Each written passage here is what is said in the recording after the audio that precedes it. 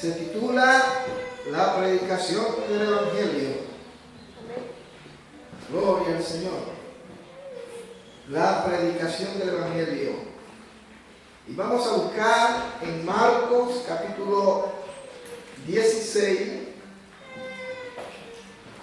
y versículo 15. Pero bueno, vamos a leer del verso 14 hasta el versículo 16. De Marcos capítulo 16, del 14 al 16. ¿Lo tenemos? Bien, la palabra del Señor dice así. Gracias.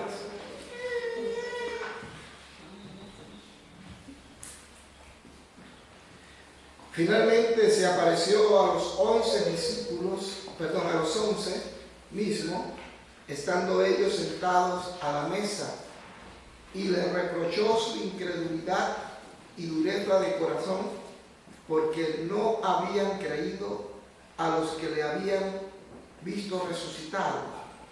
Y les dijo: id por todo el mundo y predicad el Evangelio a toda criatura. El que creyere y fuere bautizado será salvo, mas el que no creyere será ¿qué? Condenado. El Señor añada bendición a su bendita y gloriosa palabra. El mensaje de la cruz es que Cristo murió por todos los hombres. ¿Amén? Y que el Evangelio es para todos. ¿Estamos de acuerdo en eso? Amén. Ese es el mensaje de la cruz. Ese es el mensaje que yo predico y que ustedes tienen que predicar cada vez que evangelizan a alguien en la calle. Que Cristo murió, que resucitó y que viene por un pueblo redimido por Él. Ese es el mensaje que tenemos que predicar. Ese es el mensaje del Evangelio. Es un mensaje para todos. No es un mensaje exclusivo para un grupo, etnia, pueblo, nación, lengua, sino para todo el mundo. Este mensaje descansa bajo la autoridad misma de nuestro Señor Jesucristo y su resurrección. De lo contrario, nuestra predicación sería vana. Es decir, el Evangelio tiene base, y bajo ese principio, bajo esas bases, nosotros lo predicamos. No estamos predicando un Evangelio porque nos dio la gana, porque no teníamos nada que hacer, y vamos entonces a crear un Evangelio y vamos a predicar. No. Hay una base, hay una razón. Descansa bajo principios bien sólidos, pero sobre todo descansa bajo la autoridad que el mismo Jesucristo le dio a la iglesia. En 1 Corintios capítulo 15, versículo 14, el apóstol Pablo, hablando respecto a ello, dice: y si Cristo no resucitó, vana es entonces nuestra predicación, vana es también vuestra fe, y somos hallados falsos testigos. Pero como lo que estamos predicando es real, es verdadero, es algo que quizás físicamente no se puede tocar, pero se puede ver, se puede percibir, y que nosotros estamos conscientes que es verdad, por eso lo predicamos, porque fue Jesucristo, por medio de su sacrificio y de su resurrección, que ha hecho que ese mensaje, el Evangelio, tenga sentido y que nosotros lo podamos llevar a todo el mundo. ¿Amén? Si Cristo no hubiese resucitado, vana habría sido nuestra predicación. Es decir, todo lo que hemos estado predicando durante todo este tiempo no tiene ningún sentido. Pero como Él resucitó, entonces, hermano, es verdad. Y lo creemos. Y bajo esa base descansa nuestra predicación. Bajo esa base. La predicación tiene tiene como propósito exaltar al Señor. Eso debe quedar bien claro. Muchas veces se dice, predicamos para que la gente sea salva. Y lógico, es por ello. Y vamos a entrar en detalle en ese punto. Pero el propósito principal por el que predicamos el Evangelio es para que Cristo sea glorificado, para que Él sea exaltado. Porque si lo que yo predico no exalta a Cristo, por más que se salven las almas, el propósito principal no se está alcanzando. Amén. Cristo tiene que ser exaltado, Cristo tiene que ser glorificado, Cristo tiene que ser la base de lo que hacemos, de lo que predicamos, de lo que enseñamos. Si Cristo no es la base, no es lo medular en el Evangelio, si Cristo no es resucitado en nuestra vida, si Cristo no es real en nuestra vida, vana es nuestra predicación. Así que este mensaje descansa bajo la autoridad de Cristo. Y el propósito principal es que Él sea exaltado, Él sea glorificado. ¿Por qué digo esto y quiero aclararlo? Porque muchas veces cuando predicamos el Evangelio y la gente se convierte a Cristo, conoce a Jesucristo como Señor y Salvador, y Cristo viene a la vida de la persona, muchas veces no le damos la gloria a Dios, ni exaltamos a Dios, sino que decimos, yo gané una alma para el Señor. Yo le prediqué. Fue tanta campaña. Fue la campaña de Gigi Ávila, que ya partió con el Señor. Fueron a la campaña de Jorge Raskin. Fueron a la campaña de Benigni. Fueron a la campaña de fulano, de fulana. Y no se convirtieron, pero cuando yo le evangelicé y le prediqué, se convirtieron.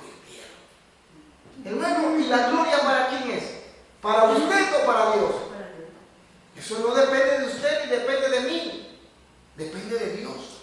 Y si Dios dispuso por su misericordia que ese día Dios utilizara a usted como instrumento para que una X persona llegase a los pies del Señor, entonces Cristo tiene que ser glorificado. Cristo exaltado y el hombre humillado en los pies del Señor. Eso debe quedar bien claro. El objetivo, que los hombres vengan a Cristo.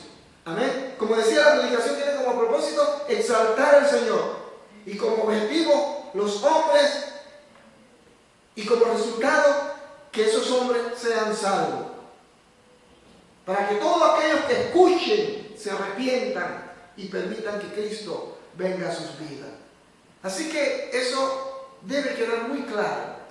El propósito de la predicación del Evangelio es que Jesucristo sea exaltado. Y como consecuencia, que los hombres se arrepientan y conozcan a ese Cristo exaltado y sean salvos.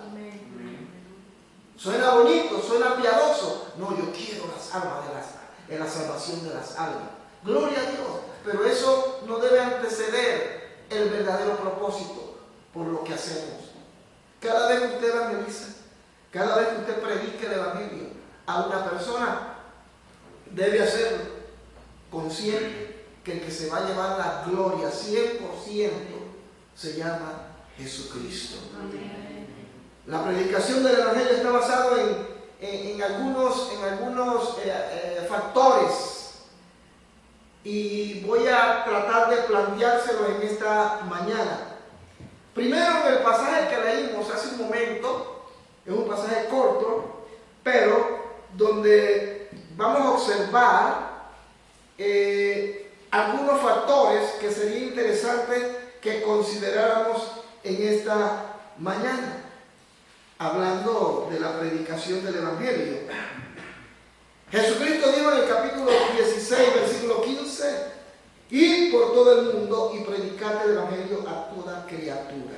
Ahí solamente, en esa oración corta, vamos a encontrar algunos factores, y lo que vamos a encontrar es que hay un mandato, hay un envío, hay una proclamación y hay un propósito: alcanzar las almas para Cristo. Que el Evangelio llegue a toda lengua, a toda raza. En otras palabras, que llegue a las etnias. Amén. De ahí se deriva entonces el término ese. Etnia, etno. De etno se deriva entonces etnia, que quiere decir gente, pueblos que necesitan escuchar el mensaje de Jesucristo. Y el mensaje de Jesucristo no es otra cosa que buenas noticias. Buenas noticias. ¿Cuántos quieren escuchar buenas noticias? Todos. Todos. Claro. A veces a mí me da temor cuando el teléfono en la casa suena. Y yo digo, tú tómalo tú. Y cuando se trata de mi país, peor todavía. No tendría por qué ser así. Tengo que reprender esa malicia en nombre de Jesús. Tengo que sacar de mi mente ese prejuicio. Pero es que cada vez que me llaman, gracias a Dios no me dan mala noticia por parte de la familia. Gracias a Dios. Pero siempre que me llaman y siempre que hablan conmigo, siempre alguien se ha muerto. La última vez que hablé con mi hermana, ya estábamos terminando la conversación, y dije, se me olvidaba decirte que se murió fulano de tal. Siempre para dar una noticia de que alguien se murió. ¿A quién le gustaría recibir una noticia como esa? A nadie. Todos los que estamos de este lado del charco, que estamos en Europa o que estamos fuera de nuestro país, quiera o no lo quiera, siempre, a veces lo tratamos de ignorar, lo tratamos de bloquear, pero siempre estamos conscientes que en cualquier momento nos pueden dar una mala noticia. Esa es la verdad. Y si yo no se lo digo a otro, se lo va a decir, no se lo digo yo. Y lo único que nos puede sostener cuando llegue ese momento, y ojalá nunca llegue, es Jesucristo. Jesucristo. Pero si queremos recibir buena noticia, que nos llamen, que mi papá se convirtió, que en el barrio, todo el barrio, la gente conoce a Cristo. Que nos manden una buena noticia, que ya la casa está terminada. Que mis hermanos tienen todo, un buen empleo, bien remunerado, bien pagado, todas están bien de salud. Eso es lindo. ¿Sí o no? Por ejemplo, la madre de los muchachos de María Fernanda, de Camilo, la esposa de nuestro hermano Juan Carlos, la hija de nuestra hermana Rosa, y ahí no vamos. La hermana salió hoy para Colombia, ¿verdad? Hoy fue. Y todos están tristes. Miren en la cara, Dios mío, gócese. Están tristes. ¿Por qué? Porque se fue su madre y el esposo, lógico, peor todavía. Dios mío. Pero ellos están en la expectativa que cuando ella llegue, ella nos llame, llegue bien. Aleluya. Y cuando ya llame que llegó, sobre todo la hermana Rosa dice, ¡ay, gracias, llegaste bien! ¿Sí o no? Sí. Uno siempre está esperando una buena noticia. Pues el Evangelio son buenas noticias. Cada vez que un predicador se para en este lugar, no es para darle mala noticia, sino buena noticia. El problema es que a veces la buena noticia para algunos no es buena. Y parte de esa noticia es que hay que arrepentirse. Pero esa noticia que es buena para algunos se convierte en una mala noticia porque no quieren dejar sus sinvergüenzuras.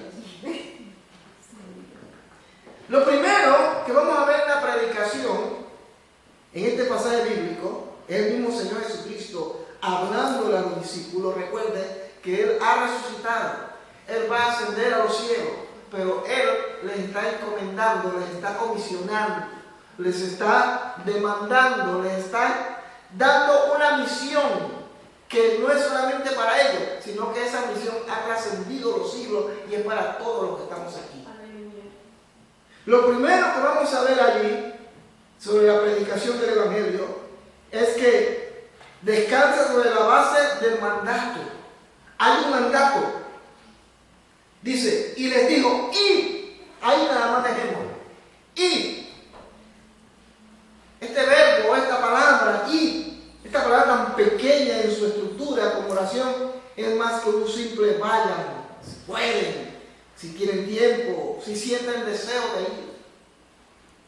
No, cuando él dijo ir, era un imperativo. Es decir, tienen que hacerlo porque lo tienen que hacer. No los estoy obligando, pero si ustedes aceptaron el reto, si ustedes están dispuestos a seguirme, entonces tienen que ir. No es si puedes, si quieres. Este no es un asunto de sentimentalismo, de emociones. ¡Ay, sí, yo voy a las misiones! Quiero ser un misionero. Misionero que andas por las tierras lejanas. ¿Qué más? Ignorado por mucho, mas no por mí. Entonces, por mí. Y todo el mundo, ¿qué? ¡Wow! Misionero, ir y predicar a los indios, a las etnias, a los norafricanos y a Asia Central. ¡Wow! Y todo, pero van a tuitear, quieren hacer turismo. Y emoción, y esto y lo otro. No, esto no es emoción. No es emoción, tampoco si quiere o no quiere. Hermano, cuando usted aceptó a Cristo, usted también, junto al paquete, venía una comisión. Amén. Y es predicar, es ir. Ir. Que ese es el problema que tenemos en la iglesia. No hablo precisamente del lugar secreto, hablo en términos generales. Que la iglesia ha perdido su objetividad, ha perdido la razón por el que está aquí. Hemos perdido el norte, hemos perdido el propósito. Cristo no está siendo glorificado y las almas no se están convirtiendo. No, pero hay un gran avivamiento, dicen algunos. Pero hay un avivamiento de iglesias divididas, de gente no convertida, sino convencidas. Y por eso tenemos una iglesia enferma y dicen, hay un gran avivamiento. Mire, hermano, con el permiso que ustedes me dan, permítame decirle que eso no se llama avivamiento. Avivamiento es una vida en santidad. Eso es avivamiento. Avivamiento es temor a Dios. Avivamiento es apartarse de todo el mal. Avivamiento es guardar mi lengua y no decir lo que no tengo que decir. Eso es avivamiento. Porque el día que alguien tiene problemas con la lengua y ya al día siguiente no lo tiene, y digo, ese hermano está en avivamiento, porque ya no es como antes. Pero hemos relacionado el avivamiento con el caerme pata para arriba, el dar media vuelta, el hablar una lengua extraña. Todo eso, hermano, puede darse en un determinado momento. Puede suceder. ¿Me explico? Yo no estoy en contra de eso. Claro, todo en orden. Pero eso no es todo el evangelio. Esa es una parte del evangelio. El avivamiento tiene que ver con una vida de consagración, una vida de santidad, una vida de búsqueda de Dios, una vida que se separa para Dios. Entonces, tenemos que tener cuidado con eso. El evangelio consiste, como lo acabo de decir, en ir. Pero la gente no quiere ir. Nadie quiere ir y predicar. Son unos pocos, unos cuantos. Claro, algunos son tan osados que sí lo están haciendo, pero a veces no lo hacen correctamente. Entonces, para eso hay que capacitar a la gente. Para eso hay que capacitar al pueblo. Pero bueno, independiente a eso, tenemos que ir, hermano. Y uno dirá, ¿pero a dónde voy a ir? Pues, que el Señor me diga dónde. Es que la gente cree que ir es ir a las naciones. Usted puede ir a su barrio. Puede ir a Liege. Puede ir al vecino que está al lado.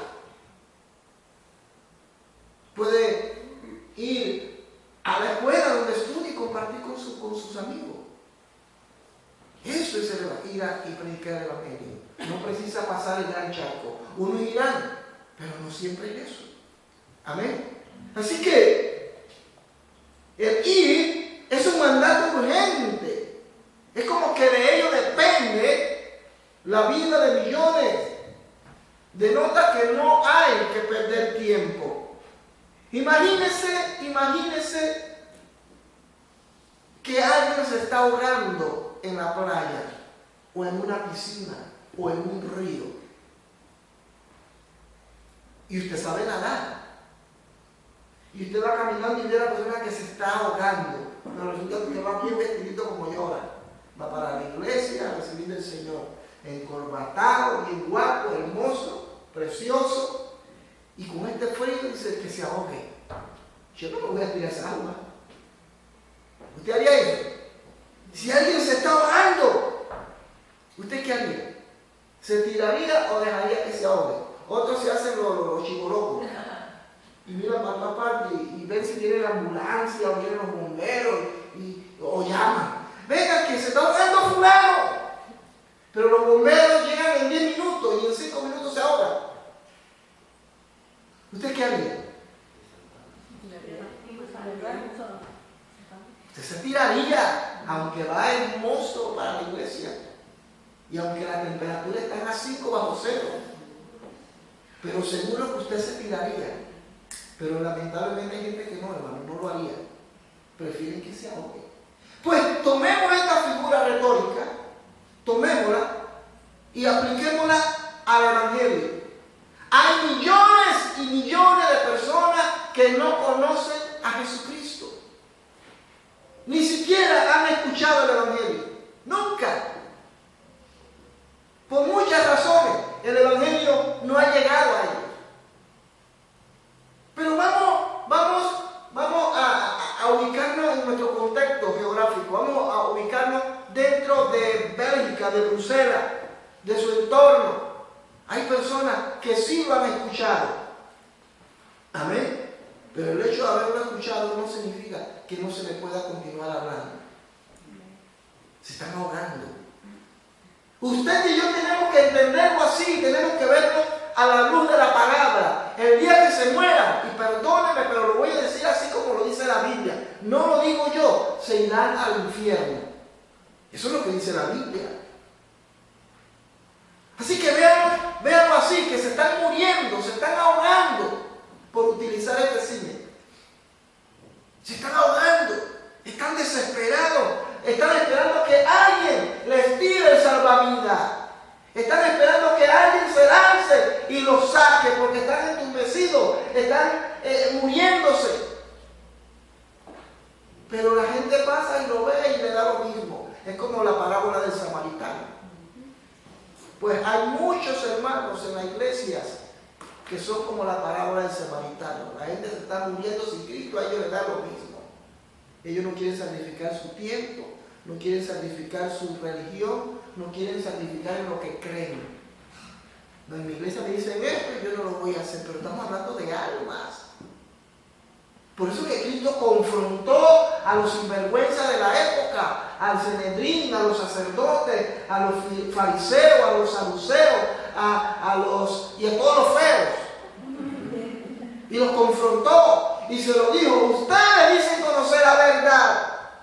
Ustedes dicen que conocen muy bien la ley. Hipócritas. Hipócritas. Dicen saberlo todo y no saben nada, porque a la hora que tienen que aplicar lo que saben, no lo hacen, sino que juzgan y señalan. Cristo en muchas ocasiones tuvo que sanar gente en el día sábado, y por hacerlo, lo señalaron. Lo señalaron, lo juzgaron. No lo crucificaron porque no era el tiempo, pero al final fue por eso que lo hicieron junto con otras cosas. Porque Cristo, hermano, aunque era sábado y la ley judaica decía que el sábado no se podía hacer eso, Cristo lo hizo porque era más importante las almas. Era más importante la necesidad y no la estructura religiosa.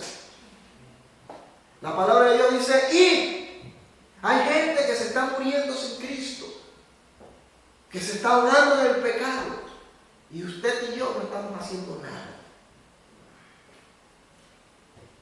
No, que lo hagan las otras iglesias. Ellos tienen carga misionera. Es que esto no tiene que ver si tienes o no tienes carga. Es que eso está en los genes de la iglesia. Si usted es parte de esta iglesia, usted tiene que tener carga misionera. Yo no tengo ni que meterle eso. Mi trabajo es despertar eso en usted, pero está en usted. Usted tiene la obligación de evangelizar a la gente. Dios no te quiere obligar, pero tú tienes que verlo así, hermano.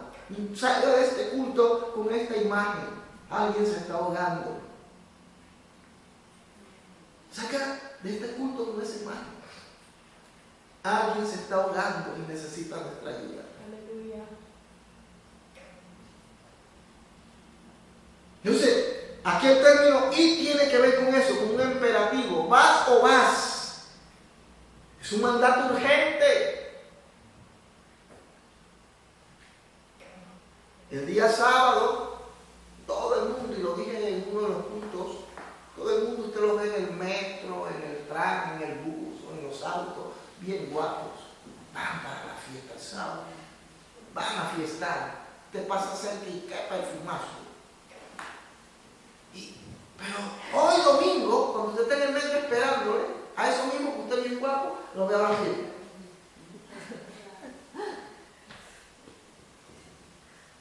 ¿Y qué hacemos nosotros los cristianos? Uy, pecadores. Sí, es un pecador y por ser un pecador se va al infierno.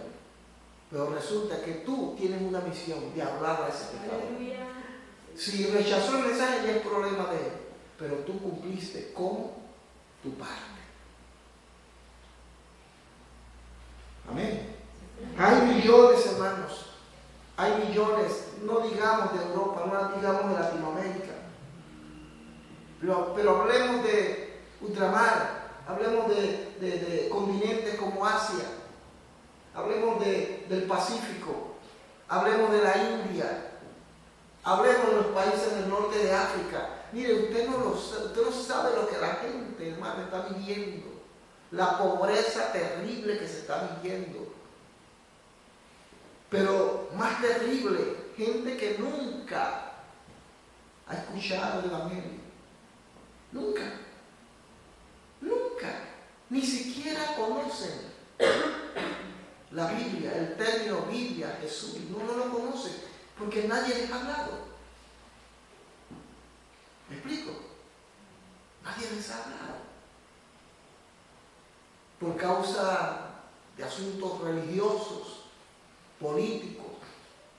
Pero en el caso de los asuntos religiosos, usted sabía que cuando el Islam surgió en el Medio Oriente, arrasaron con todo en aquel entonces e impusieron la religión islámica, que es la que actualmente existe.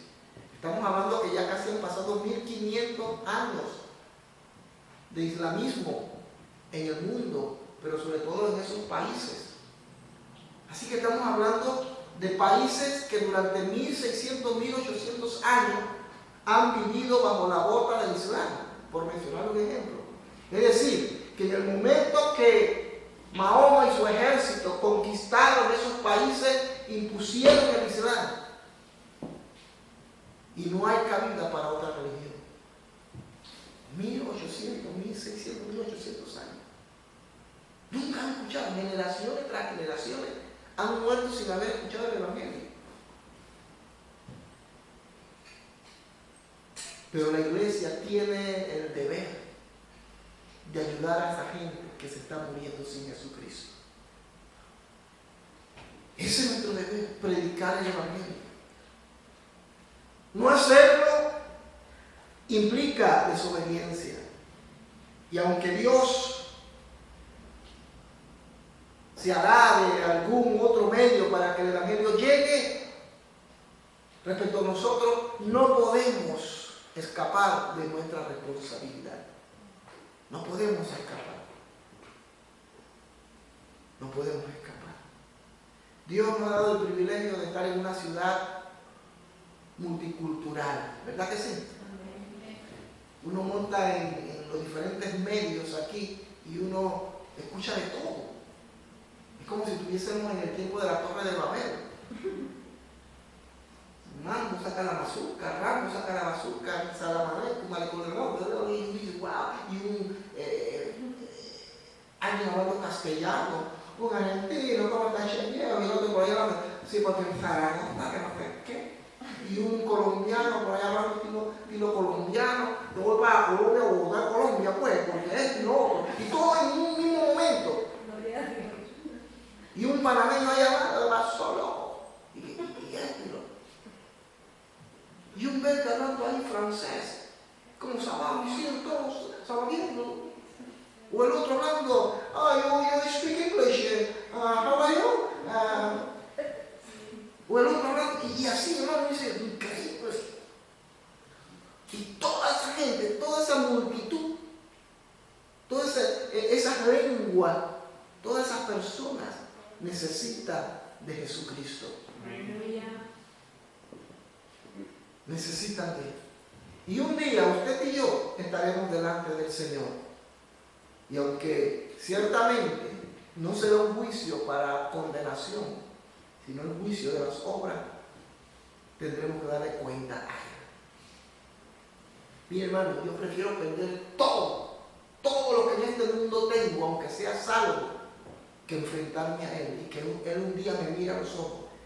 ¿Cuántos han visto a Jesús? Nadie ha visto a Jesús, entonces ¿por qué lo dibujan? ¿Quién inventó eso? Nadie ha visto a Jesús. Los únicos que lo vieron fueron los apóstoles y los discípulos, los creyentes de la primera iglesia, de la iglesia naciente, la iglesia primitiva. Pero la gente lo pinta, que es rubio, ojos azules. Mire, le voy a asegurar que más que rubio y ojos azules es morenazo. Es un poco alto, quizás 1,80. Y no es tampoco como algunos piensan que es así, no, fuerte. El cabello largo no lo sabemos, corto yo no sé, a lo mejor se parece a mí. Yo no sé. Pero un día usted y yo lo vamos a ver. Y aquí viene lo tremendo, pero Él nos va a mirar a los ojos. Hermano, una mirada del maestro, aunque no vamos a ser condenados, debe ser fuerte. Entonces no permitamos que cuando estemos frente a Él, cuando Él nos mire a los ojos, diga, oh buen siervo, hiciste lo que tenías que hacer. Pasa el gozo de tu Señor y toma tu corona de palo. Toma tu buena corona. Aleluya. Diga gloria al Señor. Entonces, hay un mandato, hermanos. No se lo olvide. Hay un mandato. ¿Y quién lo dio? Jesucristo mismo. Ahí lo dice. ¡Ir! Es decir, vayan. Vayan si no los consumo en fuego. Vayan si no los castigo. ¿Él dijo eso? No. Él dijo, ir. No imponiendo, pero sí agravando ese término en el sentido de que vayan, pero rápido, porque se ahogan, se mueren. Él está apelando a nuestras emociones. Está apelando esa parte del ser humano que es la parte de Dios en nosotros. Vayan, háblenle. Mire que aquí no dice sálvenle, porque ese no es nuestro trabajo. Nuestro trabajo no es salvar almas. Nuestro trabajo es predicar. Eso de salvar almas lo va a hacer Dios. Él va a convencer al mundo de pecado. Yo comentaba con mi esposa sobre esto, que se habla de que dice, Él convencerá al mundo de pecado. Y yo decía a mi esposa, bien, ok. Es muy fácil interpretar y decir, bueno, si Él va a convencer al mundo de pecado, significa que todo el mundo va a ser salvo.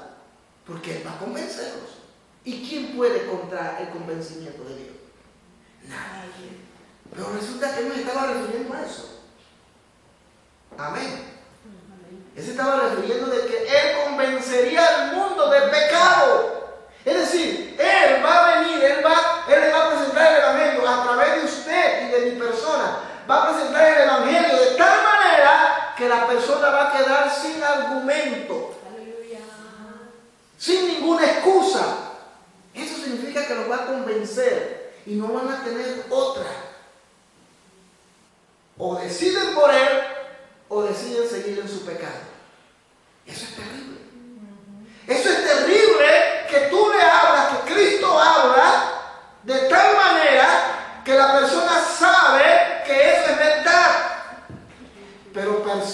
en seguir eso. Eso es terrible. Eso es más que la muerte. Porque te convenció, pero hermano, Él no te obliga. Así es. Él no te obliga.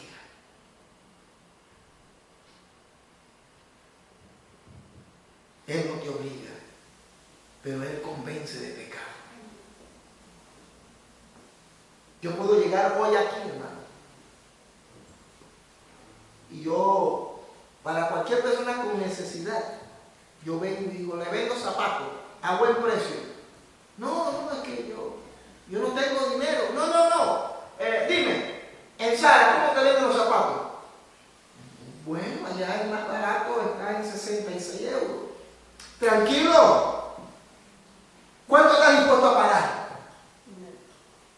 ¿1 euro? Te lo doy 1 euro. Venga. ¿Sí o no? Pero la persona puede decir sí o no. Pero en su mente quedó convencida.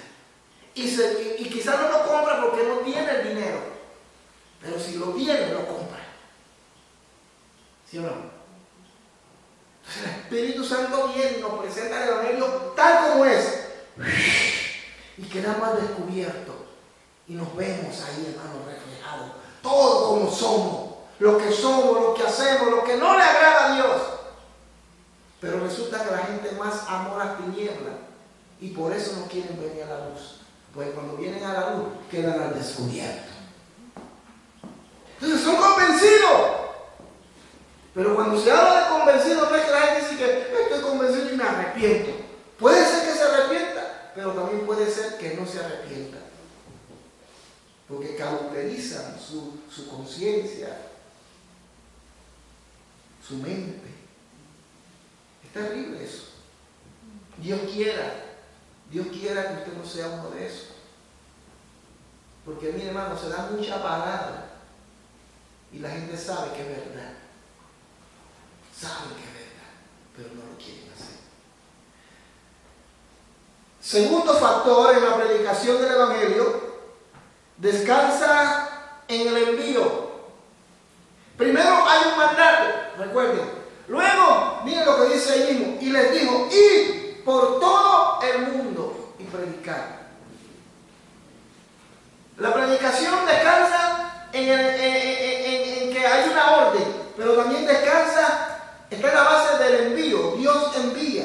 Nunca debemos olvidar que Dios es quien dirige esta obra. Amén. Dios envía. Es Dios quien envía. No, pero fuimos nosotros, los del lugar secreto, que lo enviamos a la misión. No. Dios puso ese sentir y el querer. Y luego se procede. Pero no salió de mí. No salió de usted, salió de Dios. Dios lo puso en su corazón. Y usted se preña, si se puede utilizar un término. Usted recibe, Dios insemina esa visión en su corazón, en su alma, en su espíritu. Y es ahí donde entonces nace el amor por las almas, el amor por la gente, porque eso no puede salir de usted y de mí. Dios lo pone. Y es ahí donde entonces sale la pasión misionera. La pasión por evangelizar, por llegar a la gente. Es Dios. Dios es el que envía. El Hijo comisiona y el Espíritu Santo capacita. Dios envió a su Hijo. Miren, Juan 3:16. ¿Cuántos se saben Juan 3:16? Que alguien me lo diga. De tal manera amó Dios al mundo, que entregó a su Hijo único para que todo aquel que crea no se tenga vida eterna. Amén. Porque de tal manera amó Dios al mundo que ha entregado a su único Hijo, lo dio. Lo único que tenía, su Hijo. Y no vamos a entrar en debates teológicos, porque a eso no hemos venido. Pero la salvación es para todos. Es para todos, hermanos. Está abierta para todos. Que no todos van a ser salvos, eso es cierto. Estamos totalmente de acuerdo. Pero la salvación es para todos. Para todos. Y Dios envió a su único Hijo porque era la manera. Dios puso la base y puso el ejemplo que nosotros ahora tenemos que seguir. Si Él entregó lo único que tenía a su Hijo, nosotros también tenemos que hacer lo mismo. Ay, entonces tengo que entregar a mi hijo. No estoy hablando en ese sentido. Tenemos que entregarnos a Él. Y si Él envió, nosotros también somos capaces de enviar a otros. No todos los que están aquí van a ir a las misiones. Seguramente ninguno irá. Pero a través de sus ofrendas, a través de su apoyo, de sus oraciones, a través de dinero que enviemos a regiones como el norte de África, al Asia, en el Pacífico, a través de organizaciones serias, nosotros estamos haciendo misión. De una manera, a través de la ofrenda, nosotros estamos enviando a la misión. La iglesia va a la misión. Ahora, si hay alguien que quiere hacer una obra misionera y quiere ir al campo misionero, ¡gloria a Dios! Entonces la iglesia tiene el deber de capacitar a esa persona. Y si la iglesia no tiene la estructura ni los recursos para capacitar misionológicamente a esa persona, entonces contactamos con una agencia misionera, contactamos con una escuela de misiones para que esa persona vaya y se capacite, sea 2 años o 3 años.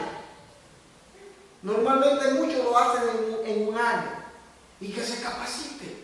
Y luego que está capacitado, esa misma agencia que nos está brindando esa ayuda, también le puede dar la facilidad para canalizarlo al lugar donde él quiere ir, y que desde allá pueda ser tutelado. ¿Así se dice? Tutelado. Gracias. Tutelado. Suena como a tutelado. ¿Y qué pasa? Que la persona comienza a hacer su labor, ha tenido una formación, una iglesia lo está enviando, lo está sosteniendo económicamente, pero también tiene un grupo de personas que allá le dan una plataforma para que él pueda hacer bien su trabajo que Dios puso en su corazón. Amén. Eso se llama envío. Dios envió a su Hijo. Lo envió. Y todos conocemos la historia. El Hijo, Jesús, comisiona.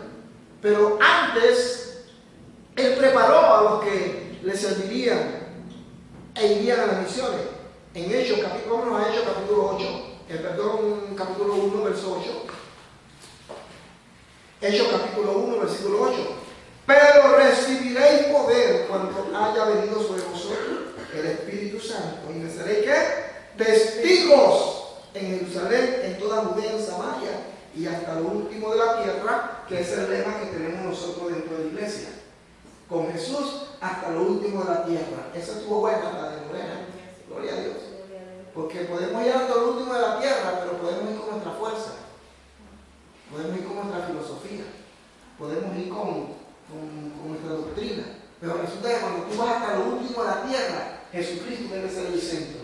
Como hemos dicho, Jesucristo glorificado y el hombre humillado. Así que, pero recibiréis. Cristo le dijo, yo los he llamado a ustedes.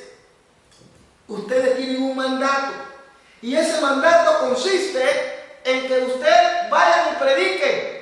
Pero antes, alguien los tiene que enviar. Y sobre todo ustedes tienen que ser llenos para que puedan cumplir con eficacia esa labor. Amén. Misiones debe ser parte de la iglesia. Misiones no debe ser un programa de la iglesia. Porque los programas los podemos quitar cuando querramos. Esto no está funcionando, lo pateamos. Esto no está funcionando, esto consume mucho tiempo, mucho dinero, mucha energía, no está funcionando, no está dando los resultados. Así que fuera de aquí. Vamos a poner otra cosa para ver si funciona. Pero resulta que misiones no es un programa. Misiones es parte de los genes de la iglesia. Imagínense, es parte de la iglesia. Una iglesia que no siente pasión por las almas, o no es parte de esa iglesia o está muerta. Por naturaleza, usted tiene que tener pasión pasión por las almas. Eso no se enseña. Eso no es algo que se dice, venga hermano, venga que le vamos a meter, le vamos a introducir un chip misionero, venga, para que salga explosivo. No, en el momento que tú aceptaste a Cristo, eso estaba allí, venía en el paquete.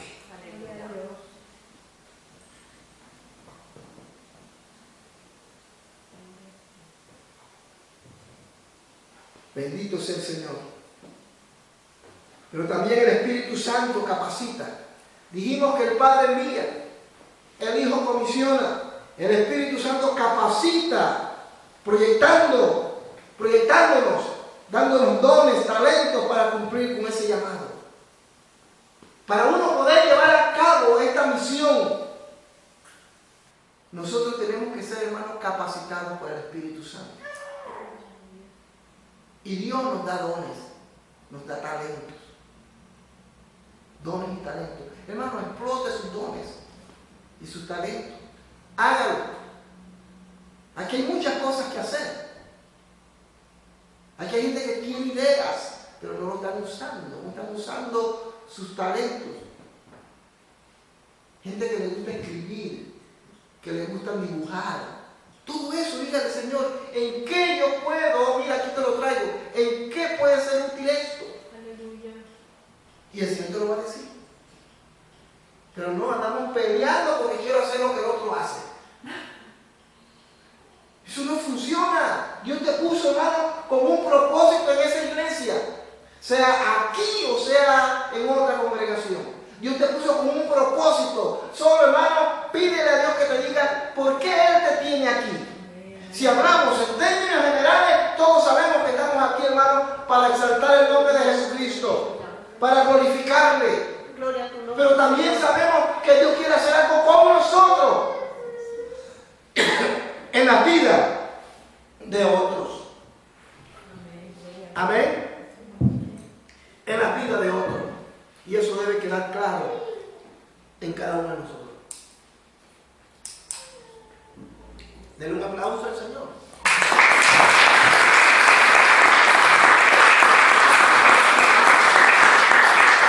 Así que el Espíritu Santo nos proyecta, nos capacita. Mire, cuando Dios me llamó al campo de las misiones, yo viví, hice muchas misiones en mi país, desde muy joven. Desde los 15 años yo estaba predicando en las montañas de Coclea, así se llama la región de donde soy, región de cholitos, de indígenas, gente guapa. Y yo soy una muestra. Y desde joven yo iba a las montañas. Eso es lo que se llama misiones domésticas. Comencé a hacer misiones domésticas. Venían americanos del norte, misioneros, y yo los acompañaba a la montaña, en caballos, en mulas, 10, 15 horas sobre un caballo, entrando a la montaña. Eso era fascinante. Siempre me gustó y me seguirá gustando. Las pasiones están metidas en mi corazón. Y yo quería llegar, quería ver el rostro de los niños, de esos indígenas, cómo sonreían cuando tú les enviabas un Nuevo Testamento. Y cómo ellos alababan a Dios, sin calzado, pero ahí yo me quitaba los zapatos y los gringos también, para identificarnos con ellos. Claro, no tiene que ser una regla, pero en el caso mío yo lo hacía. Pero con el tiempo Dios me dijo, ahora tienes que salir a las misiones foráneas, o sea, hacia afuera. Y en el año 94 hice mi primer viaje misionero a Suiza. Y pasaron muchas cosas. Y así sucesivamente hice varios viajes. Pero es tan hermoso ver lo que Dios hace en la vida de las personas. Solo el hecho de observar, de ver cómo Dios va transformando vidas, hermano, eso es un gozo. Eso es el regocijo más grande que un verdadero cristiano puede tener. más que el dinero, más que si Dios usó o no usó, es poder observar en los ojos de una ancianita que los dientes ya se le cayeron, pero cuando sonríe, poder ver en sus ojos, hermano, prácticamente la imagen de Dios. Y que te abracen y que te digan gracias, gracias por esa vida, gracias por compartirme ese mensaje. Eso era lindo. Y cuando Dios me trae al otro lado del charco y comienzo a incursionar en este campo, hermano, también he visto la mano de Dios, como Dios comienza a transformar las vidas. Y uno dice, Dios es fiel. ¿Por qué? Porque el Espíritu Santo te da esos dones, te da esos talentos para tratar con la gente.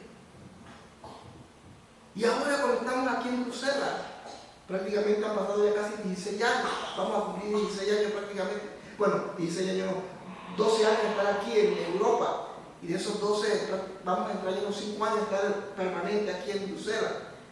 Y cuando Dios levanta el lugar secreto y ver que muchos de ustedes son el producto de lo que Tomás y María hicieron, no, sino de lo que Jesucristo hizo 2000 años atrás, y que simplemente ahora al tirar la semilla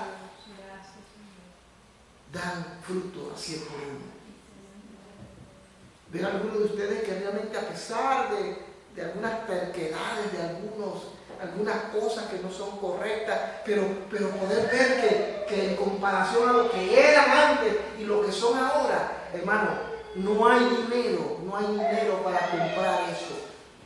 Solo Dios lo puede hacer. Aleluya. Solo Dios lo puede hacer. Verlos ustedes aquí, hermano. Mire, si yo me gozo, ¿cuánto más Jesucristo? Porque Él dice que Él verá, hermano, Él verá el fruto de su sacrificio y se gozará y se alegrará. Él se alegra. Él está contento con ustedes porque Él les ama. Pero no solamente les ama a ustedes, ama a todos y quiere que todos vengan a Él.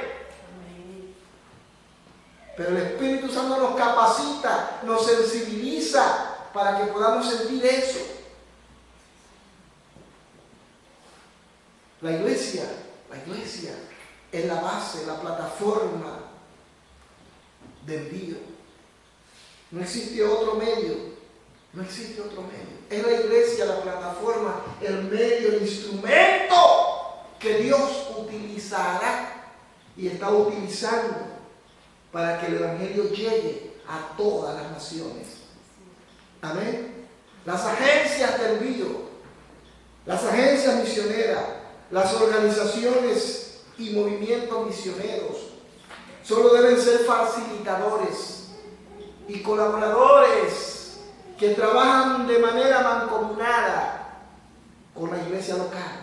Pero la iglesia, en términos generales y particulares, debe ser la enviadora. Amén. Es la iglesia la que envía. Es la iglesia. Las agencias misioneras como FEDEMEC, como PN Internacional, Pueblo Musulmán Internacional, organizaciones, agencias misioneras como Frontera, que se encarga de trabajar en fronteras, casualmente estableciendo misioneros en la frontera de los países donde está prohibido la predicación. Ministerios como OM, Operación Movilización, ministerios como Jucum, Juventud con una Misión, y muchos otros ministerios como el Andaluz en Andalucía, el ministerio que preside también el hermano Jairo, que todos conocimos. Todo eso es bueno, pero ellos son simplemente facilitadores. Ellos nos facilitan, nos entregan material, pero quien va a enviar es la iglesia. No esperemos que sean ellos los que envíen. Somos nosotros. Sea que enviemos un misionero, o sea que enviemos una ofrenda, pero es la iglesia la encargada. Amén. Miren lo que dice la Biblia en Romanos capítulo 10. En cierta ocasión hablamos de esto, pero no está de más tocarlo brevemente. Romanos 10:15. ¿Y cómo predicarán si no fueren enviados? ¿Cómo ustedes van a predicar si la iglesia no la envía?